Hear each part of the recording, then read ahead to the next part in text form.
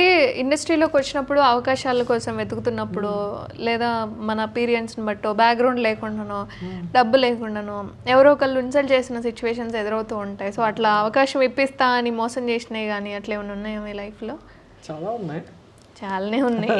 10 years అంటే ఉండుంటాయి. But main బాగా hurt అయింది ఒక మూవీకి నేను నాకు కాల్ చేసి చెప్పింది, నేను అప్పటికి నేను వేరే షూట్లో ఉన్నా, నాకు కాల్ చేసి చెప్పింది క్యారెక్టర్ అని చెప్పారు. ఫ్రెండ్ రోజు అండి ఒక మూవీ అని చెప్పారు. మనకి ఉన్న దౌర్భాగ్యం ఏంటంటే కొన్ని కాస్టింగ్ డైరెక్టర్స్ కానీ లేదా ఏజెన్సీస్ చాలా మంది మంచోళ్ళు కూడా ఉన్నారు, కానీ కొంతమంది నేను పొరపాటున ఏ ఫిలిం అండి అని కూడా అడగదాం మనం. అంటే బ్యాక్గ్రౌండ్ లేనోడు అడగలేడు, ఏ ఫిలిం అని అడగలేడు, ఏదో ఒక ఫిలిం వచ్చింది కదా కాల్ వచ్చింది కదా. ఎందుకంటే ఏ ఫిలిం అని అడిగితే ఫిలిం చెప్తే కానీ చెయ్యవా అని కొంతమంది అడుగుతారు. రెమ్యునరేషన్ గురించి కూడా క్లారిటీగా మాట్లాడను నేను. అయినా అదొక పేమెంట్ చెప్పారు, ఓకే అని చెప్పి నేను ఇదా షూట్కి వెళ్ళి చూస్తే అది అక్కడ చూస్తే 20 మంది ఫ్రెండ్స్ ఉన్నారు హీరోకి. ఓకే, నేను అందులో ఒకటి అంటే ఒక కంపెనీ ఆర్టిస్ట్ లాగా నేను షాక్ అయ్యా. 40 షార్ట్స్ చేశాను, ఇన్ని చేశాను, నాకు యాక్ట్ చేయాలని ఆతృత ఉంటుంది కదా లోపల. అక్కడ చూస్తే యాక్ట్ చేయడం కన్నా నాకు ఏదో ఒక 20 మంది క్లాస్ రూమ్లో ఒకటి కింద పెట్టారు. నేను shock. Classmate friends, best friend కాదు ఇది. అంటే మనం మైండ్లో మీకు ఒకటి చెప్తే ఒకటి ఫిక్స్ అయిపోతారు. అది ఎలా ఉంటుంది అంటే మీకు రోలెక్స్ వాచ్ అని చెప్పేసి రోడ్ సైడ్ వాచ్ ఇచ్చినట్టు ఉంటుంది. రెండింటి డిఫరెన్స్ ఉంటుంది కదా. అలా కంపారిజన్ నాకు అక్కడికి వెళ్ళాక అలాగే ఉంది. నాకు చెప్పడం బెంచ్ కార్ అని చెప్పారు, అక్కడ చూస్తే షేర్ ఆటో కూడా లేదు. ఏంట్రా ఇది నిలబెట్టేశారు. తర్వాత ఒకటి అన్నారు ఆయన, పేమెంట్ ఇచ్చే టైంలో చాలా ఒక 45 daysకో 2 monthsకో పేమెంట్ పడింది. బ్రో పేమెంట్ మీరు చెప్పింది ఒకటి నాకు ఇచ్చింది ఒకటి అని అడిగా. లేదు బ్రో ఇంతే ఇస్తారు తీసుకోండి అని. అదేంటి బ్రో మీరు చెప్పిందే కదా నేను అడిగాను, నేను ఎక్స్ట్రా అడగలేదు కదా. అది కూడా మీరు డే అండ్ నైట్, నాకు నైట్ 12 వరకు కూడా అయ్యేది షూట్ ఒక్కొక్కసారి షెడ్యూల్. ఇలా అయితే ఎలా బ్రో కొంచెం ఆలోచించండి అంటే నేను చాలా స్మూత్గానే అడిగా. నీకన్నా అందంగా ఉన్నదా చేశారు, నువ్వెంత అన్నట్టు అన్నారనమాట. నువ్వేమో పెద్ద అందగాడు అనుకుంటున్నావా అని మాట్లాడినప్పుడు ఎలా ఉన్నారో అలాగే ఉండాలి కదా. నేను వెంటనే మాట అన్నా, ఈసారి అందంగా ఉన్న వద్దు బ్రో, పర్ఫార్మెన్స్ ఉన్నవా చెప్పండి. ఎందుకంటే నాతో అందంతో పోల్చుకుంటే కోట్ల మంది ఉంటారు, పర్ఫార్మెన్స్తో పోల్చుకుంటే తక్కువ మంది ఉండొచ్చు మేబీ. నాకన్నా పర్ఫార్మెన్స్ బాగా చేసినోడు తీసుకున్నాడు, నీకు తీసుకోవడానికి ఏమో అని అడగండి, నాకు బాగుంటుంది అన్న. పర్ఫార్మెన్స్ ఉన్న రోల్స్ మాత్రమే చెప్పండి, అందం అడిగే రోల్స్ నాకు వద్దు అని చెప్పా. అప్పటి నుంచి నేను ఆయన చాలాసార్లు నన్ను అప్రోచ్ అయినా సరే నేను పట్టుకోదా. సఖియా రిలీజ్ అయ్యాక ఆయనే మెసేజ్ పెట్టాడు, బాగుంది సూపర్ చేసావు అది ఇది అని చెప్పి. అలా చాలా జరిగాయి. ఇంతకుముందు అంటే నేను మధ్యలో 2016 ఆ టైంలో స్టార్ట్ చేసేటప్పుడు 1 million వ్యూస్ ఇదే. కొన్ని అనుకోకుండా వ్యూస్ తగ్గిపోయి తర్వాత నాకు బ్యాక్ టు బ్యాక్ అవన్నీ ఎందులో రిలీజ్ చేసేవాళ్ళు? మీరు ఓన్ ఛానల్ ఎప్పుడు పెట్టుకోదు, అదే ప్రాబ్లం. 40 చేసినప్పుడు ఐడియా అంటే మీ ఫ్రెండ్స్ అందరూ కలిసి చేశారని చెప్పారు కదా. సో అట్లా ఏమన్నా అంటే నేను ఏర్పరచుకున్న ఫ్రెండ్స్ అయ్యారు. అదే వాళ్ళ ఛానళ్ళలో చేశారా? మళ్ళీ వాళ్ళ ఛానల్లో చేశాను. నాకేంటంటే అప్పుడు ఆ టైంలో ఫోన్ కొనుక్కోవడానికి డబ్బులు ఇచ్చినా సరే అవి తీసుకెళ్ళి షార్ట్ ఫిల్మ్ మీద పెట్టేవాడిని. అరే ఈ డబ్బింగ్కి వస్తాయి కదరా, వీటికి వస్తాయి కదరా అని చెప్పి. ఒకవేళ ప్రొడ్యూసర్ ఉన్నా సరే నేను ఎలా చేసేవాడిని అంటే, ప్రొడ్యూసర్ ఒకవేళ ఫుడ్కి లేట్ చేసిన అప్పట్లో, ఇప్పుడు కాదు, ప్రొడ్యూసర్ ఫుడ్కి లేట్ చేసినా సరే ఫుడ్ లేట్ అవుతుందని డైరెక్టర్ ఆలోచించేటప్పుడు నా దగ్గర ఉన్నా నేను పెట్టేస్తా, తర్వాత చూసుకోవచ్చు అలా చేసాను. అంత ఇంట్రెస్ట్ ఉండేది. కానీ నాకు చాలా మంది చెప్పారు, కొంచెం బుద్ధి కూడా వచ్చింది. కొన్ని కొంచెం తగ్గు చాలా అనిపించి ఉంటుంది కదా, అలాగా అనిపించింది బాగా. మనం 4-5 సార్లు ఫోన్ చేస్తే ఎవరికి ఎక్కదు. అదే ఎందుకో తెలియదు, 1-2 ఫోన్లు నేను కట్ చేస్తేనే ఇంపార్టెన్స్ ఇస్తారు అక్కడ. మనం 4-5 సార్లు ఫోన్ చేస్తే ఇంపార్టెన్స్ ఎవరు, మనకి ఎంత ఇంట్రెస్ట్ ఉన్నా సరే. అది నాకు బాగా, మనం ఫోన్ చేసినప్పుడు అంటే వేరే వాళ్ళు మనకు ఫోన్ చేసినప్పుడు కట్ చేసి కొంచెం పనిలో ఉన్నాను అంటే ఇంపార్టెన్స్ వస్తుంది. ఇక్కడ అదే నడుస్తుంది. అంటే పిఆర్ అన్నది మీకు ప్రతిదీ పిఆరే. వీడు దేంట్లో వస్తున్నాడు, వీడి కారులో వస్తున్నాడా. ఒక ప్రాజెక్ట్కి అయితే అలాగే జరిగింది.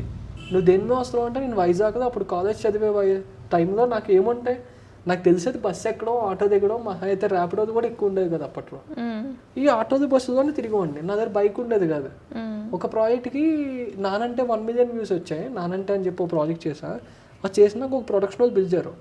ఏదో ఒక లీడ్ క్యారెక్టర్ ఉంది మీరు చెయ్యాలి, మీరు బాగున్నారని చెప్పి, పర్ఫార్మెన్స్ కూడా నచ్చిందని చెప్పి ఇలా అన్నీ ఓకే అన్నారు. షూట్ కూడా ఒక 1 month అలా ఉండొచ్చు అన్నారు. ఎప్పుడైతే మీరు దేని మీద వచ్చారనేసరికి నాకు పిఆర్ సరిగ్గా వర్క్ చేయడం అంటే ఇదే. మనం కార్లో వచ్చాము లేదా నా అసిస్టెంట్ కింద ఉన్నాడు అంటే ఆ బిల్డప్ వేరుండేది. నాకు అప్పుడు తెలియక నేను వచ్చి బస్సులో వచ్చానని చెప్పా. అప్పుడు ఒక్కసారిగా బస్సులో వచ్చారా, ఆ చూపు మారిపోద్ది. ఆ చూపు మారిపోయి బస్సులో వచ్చారా, బస్సు ఓకే మీరు అదండి బ్రో నేను చెప్తాం. అంటే బస్సులో వచ్చినా అదే టాలెంట్. నేను కార్లో వస్తే నేను సింగిల్ టేక్లో చేస్తానని గ్యారంటీ లేదు, బస్సులో వస్తే 100 టేకులు తీసుకుంటానని గ్యారంటీ లేదు. చిన్న చూపు. నా ట్రాన్స్పోర్ట్ అంతే, అది నాకు వే ఆఫ్ ఇదే విధానం. నేను ఇదే దారి ఒకటే, నేను పర్ఫార్మెన్స్ ఒకటే. పేమెంట్ ఒకదాగా ఇచ్చినా ఒకదాగా ఇస్తా. నాకు ఎక్కువ పేమెంట్ ఇచ్చారని ఇలా చేయను, తక్కువ పేమెంట్ ఇచ్చారని ఇలా చేయం కదా. ఏదైనా మనం న్యాయం చేద్దామని చేస్తాం. కానీ చిన్న చూపు ఇంకా ఉంది ఇండస్ట్రీలో కొంతమంది దగ్గర ఉంటుంది. మేబీ హైట్ ఇష్యూస్ అంటే తమిళ ఇండస్ట్రీ మలయాళం ఇండస్ట్రీ ఎలా అయిందంటే ఎలా ఉన్నా సరే ఓకే అంటారు. నాకే ఇప్పుడు కొన్ని ప్రాజెక్ట్స్కే నాకే కామెంట్స్ వచ్చాయి, మా హీరో అంత బాగుంది, హీరో ఎవరేజ్ ఉన్నాడు అనేసరికి కింద ఉన్న వాళ్ళందరూ గెలికారు. చాలామంది కామెంట్స్ కొంచెం పెట్టి కొంచెం ఇష్యూ కూడా చేశారు. తమిళ వాళ్ళని మీరు ఎంకరేజ్ చేస్తారా, తెలుగు వాళ్ళని ఎంకరేజ్ చేయడానికి ఏమైందని, ఆడు అంత బాగా చేస్తున్నాడు, పర్ఫార్మెన్స్ బాగుంది, మాకు నచ్చింది. మేబీ అందరికీ నచ్చకపోవచ్చు కానీ కొంతమందికి నచ్చింది, వాడి పర్ఫార్మెన్స్ బాగుంది నచ్చింది.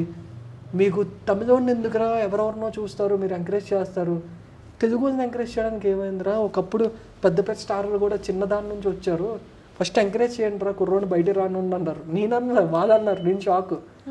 మన తెలుగు వాళ్ళలో కూడా ఇంత సపోర్ట్ ఉంది చాలు. ఇన్నాళ్ళు నేను నాశనం అయిపోయిన తర్వాత వస్తుంది యూనిటీ, డెవలప్ అయ్యేటప్పుడు ఎవరికి రాదు యూనిటీ. మేబీ రావచ్చేమో, అది ఆ ప్లేస్ వాళ్ళు చెప్పే స్టేజ్ దొరకదు. పర్సనల్గా మనం ఎక్కడైనా లో అయ్యాము అంటే అక్కడనే వేరే వాళ్ళని సపోర్ట్ చేయడానికి ఆలోచిస్తూ ఉంటాం. సో ఎక్కడన్నా తగ్గితే తప్ప అవును అంటే రైజ్ అయినోడికి ఇవ్వక్కర్లేదు కదా బేసిక్గా. అక్కడ నేను తగ్గాను కాబట్టి వాళ్ళు నాకు చెయ్యించి మళ్ళీ వాళ్ళే లేపారు. నేను షాక్, ఏంట్రా నాకు తెలియకుండా ఎంత రన్ అవుతుంది. ఎవడైనా ఒకవేళ నెగిటివ్ కామెంట్ ఏమైనా పెట్టినా సరే నాకు ఫోన్లో వచ్చేస్తాయి, ఎవర్రా ఇదా నెగిటివ్ కామెంట్ పెట్టారు, అది నిజంగా బాగుంది కదా ఎందుకు నెగిటివ్ కామెంట్, వద్దురా నెగిటివ్ అంటే అందరికి నచ్చకపోవచ్చు మేబీ. అంతే కదా, మనం అందరికీ నచ్చాల్సిన అవసరం ఏం లేదు, మనకు నచ్చినట్టు మనం ఉంటే చాలు. పెద్ద పెద్ద మూవీస్లో కూడా ఈ రోజులో మిస్టేక్స్ చూస్తారు. అంటే బాహుబలి మూవీ చూసే పెద్ద పెద్ద సినిమాలు పెద్ద పెద్ద హీరోల సినిమాలు ఉంటే చిన్నవి ఎవరు చూస్తారండి, వాటిలో కూడా ఫాలో. అలాంటిది మన సినిమాలో మిస్టేక్స్ ఉంటాయి, మరి ఏం చేస్తాం మనం, మనకి యాక్సెప్ట్ చేయాలంతే. చేయాలని కాదు, మేము ఇంకోసారి ఆ మిస్టేక్ని రెక్టిఫై చేయడానికి చూస్తాం. యాక్టర్గా అయినా సరే లేదా ఆ డైరెక్టర్గా లేదా ఎవరైనా మిస్టేక్ని రెక్టిఫై చేయడానికే చూస్తాం. బట్ ఆ మిస్టేక్ రాకుండా ఉండాలంటే కొంచెం మేబీ మాకు ఏదో ఇబ్బంది వల్ల ఎక్స్పీరియన్సెస్ పెరుగుతుంటే మనకి వస్తుంది. మనం ఎక్కడ నేర్చుకోలేదు. ఇప్పుడు పర్ఫార్మెన్స్ కూడా నేను ఎక్కడ ఏ స్టేజ్లో నేర్చుకోలేదు, డైరెక్ట్గా ఒకటి తర్వాత ఒకటి చేసుకుంటూ వచ్చినవే. సో మిర్రర్ పర్ఫార్మెన్స్ అంటారు కదా, మిర్రర్ యాక్టింగ్. మిర్రర్ చూసో లేదా కమల్ హాసన్ గారి మూవీస్, రాజేంద్ర ప్రసాద్ గారి పర్ఫార్మెన్స్ చూసి, చిరంజీవి గారి స్వయం కృషి చూసి, ఇంకా బిజినెస్ మ్యాన్ లాంటి మూవీస్ చూసి, ఆ టైట్ షార్ట్స్ లో కూడా మహేష్ బాబు గారు ఈ రేంజ్ లో యాక్ట్ చేశారు. ఖుషీలో యాటిట్యూడ్ చూసి అంటే ఇలా చెయ్యాలని, ఇవన్నీ చూసి నేర్చుకున్నవే. ఏది మనకి ఎవరో నేర్పించరు, నేర్చుకోవాలంటే దానికి తగ్గట్టు మన దగ్గర ఆ టైంలో డబ్బులు ఉండవు కాదు. ఆ డబ్బులు కూడా తీసుకొని షార్ట్ ఫిల్మ్స్ పెడితే ఇంక అక్కడెక్కడ ఉంటాయి, దాచుకోలేము దోచుకోలేము.